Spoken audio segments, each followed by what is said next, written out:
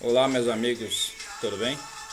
Eu quero continuar uma meditação que eu comecei num outro vídeo que eu fiz a respeito da intervenção militar. Vale a pena pedirmos intervenção militar? Vale a pena querermos ela? Será que ela resolve tudo mesmo? Olha, eu estou há 23 anos, quase 24, no serviço militar. E eu vos digo que eu não confio que a intervenção militar é o melhor caminho para o país, de forma alguma. Por quê? Porque o militarismo, a intervenção militar, ela concentra poder. Ela fecha Congresso, Senado, ela seria uma concentração de poder na mão de militares. Provérbios 24:6 alerta que há vitória na multidão dos conselheiros. Salmo 146 alerta assim, ó: não confieis, não conteis com os príncipes, com meros seres humanos, eles são incapazes de salvar. Jeremias 17 diz: maldito o homem que confia no homem, faz da carne o seu braço e aparta o seu coração do Senhor. O coração do homem não é confiável. Jeremias 17:9 diz: ora, não há nada mais enganoso e irremediável do que o coração humano, e sua doença é incurável. Quem é capaz de compreendê-lo? Pela natureza humana ser corruptível, nós não podemos confiar em concentrar poder nas mãos dos homens, entendeu? Durante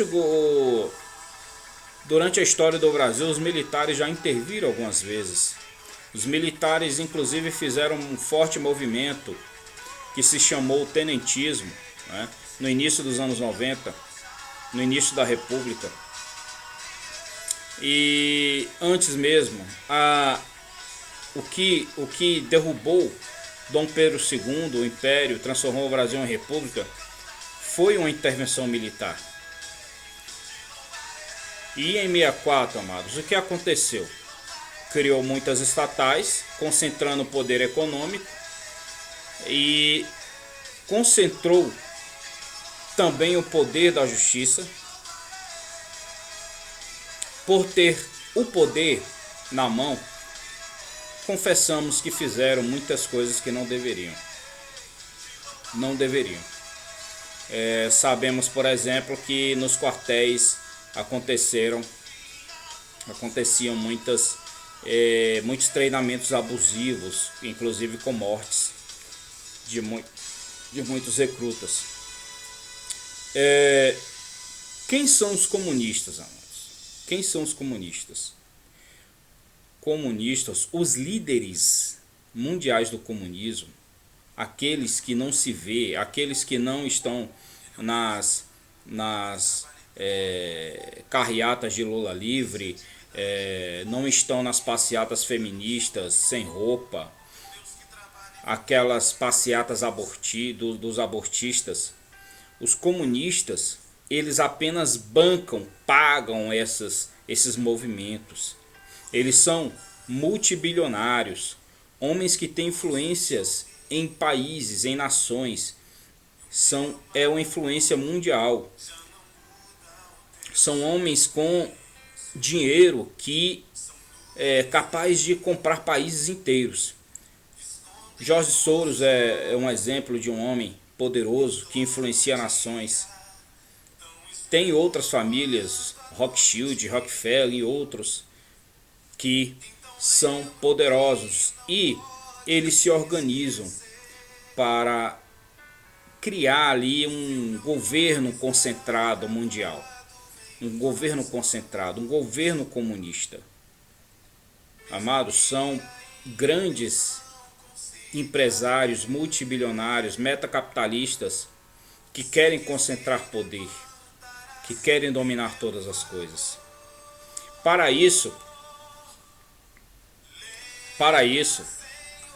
eles procuram mudar a mentalidade das pessoas.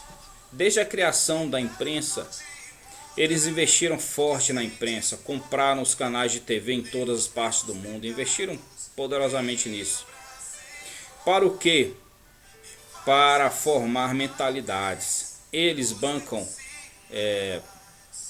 as mídias para pregoar em todo mundo inversão de valores, invertendo valores de união e fortalecimento das relações para rebeldia, desunião e ira revolucionária. Eles promovem o ateísmo utilizando falsas teorias científicas como se fossem verdades absolutas nas universidades e escolas da vida. A intenção é matar Deus, promover a incredulidade e assim discriminando o cristianismo, o judaísmo, religiões monoteístas conservadoras que estruturaram as famílias no mundo inteiro, estruturaram a unidade familiar com seus valores e princípios.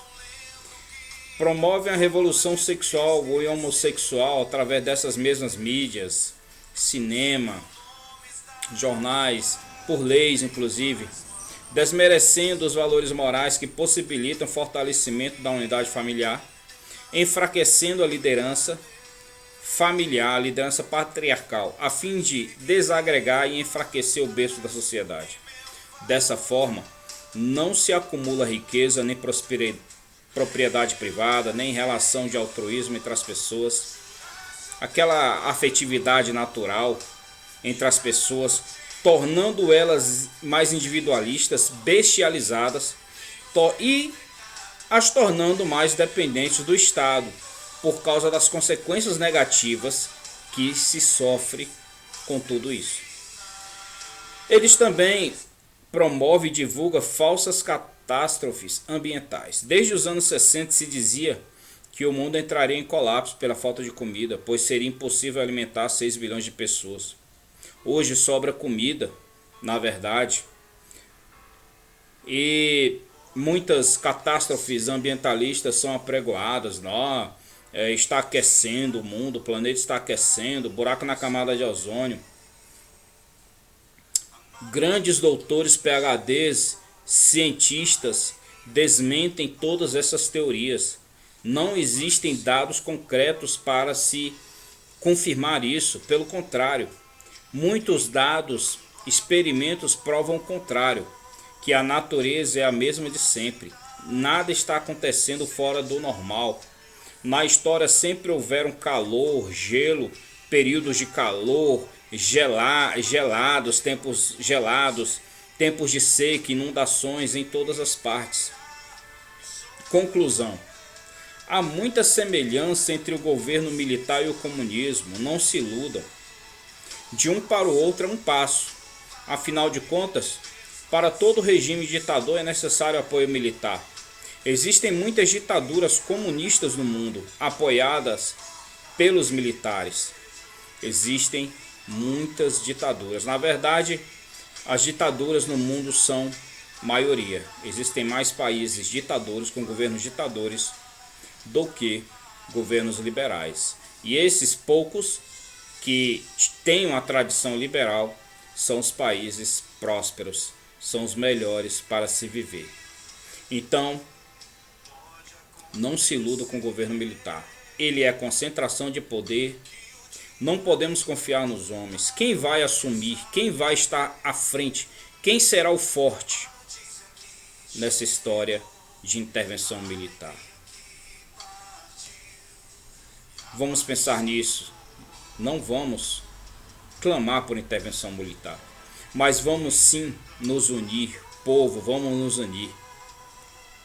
Podemos fazer greves gerais, podemos pressionar de todas as formas possíveis políticos, juízes, ministros do STF, mas intervenção militar não, ok?